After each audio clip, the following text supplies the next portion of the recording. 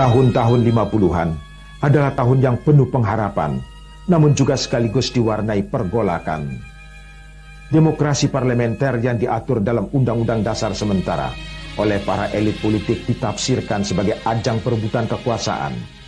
Soekarno sebagai kepala negara konstitusional tidak secara langsung mengendalikan jalannya pemerintahan yang dijalankan Perdana Menteri dan bertanggung jawab kepada parlemen.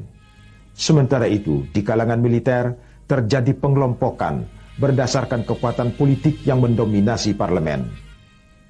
Tanggal 17 Oktober 1952, sekelompok perwira yang tidak puas dengan keadaan politik pada waktu itu menggerakkan demonstrasi menuntut pembubaran parlemen. Meriam diarahkan ke Istana Presiden. Demonstrasi juga digelar di halaman gedung parlemen, Lapangan Banteng, Jakarta. Setelah bertemu dengan pimpinan Angkatan Perang dan Menteri Pertahanan, Soekarno dengan tegas menolak tuntutan para demonstran karena ia tidak mau menjadi diktator.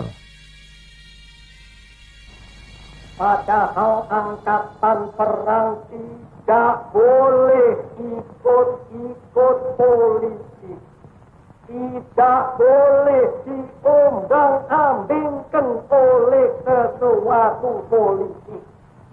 Angkatan Perang harus berjiwa, ya berjiwa, berapi-api berjiwa, berkobar-kobar berjiwa.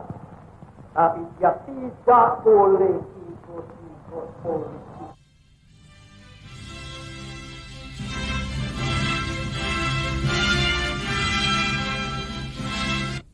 Pemilihan umum tahun 1955 yang dianggap sebagai pemilu paling bersih dalam masa 50 tahun, menghasilkan 4 partai besar yang mendominasi parlemen, yaitu Partai Nasional Indonesia atau PNI, Partai Islam Masyumi, Nahdlatul Ulama, dan PKI. Partai besar semasa revolusi seperti Partai Sosialis Indonesia atau PSI sangat merosot perolehan suaranya, sehingga secara faktual telah tersingkir dari percaturan politik di Indonesia. Karena tidak ada mayoritas satu partai, perpecahan atau persaingan berlanjut terus.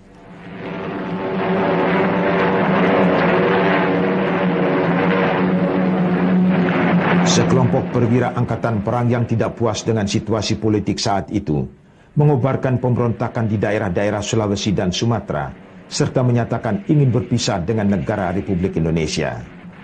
Presiden Soekarno yang mendapat dukungan dari KSAD Nasution menyatakan negara dalam keadaan bahaya dan memerintahkan menghadapi pemberontakan daerah dengan kekuatan militer.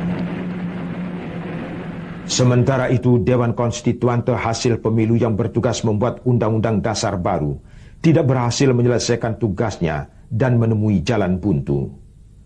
Waktu Soekarno menawarkan untuk kembali ke Undang-Undang Dasar 1945, pemungutan suara menghasilkan suara seimbang antara yang setuju dan yang menentang.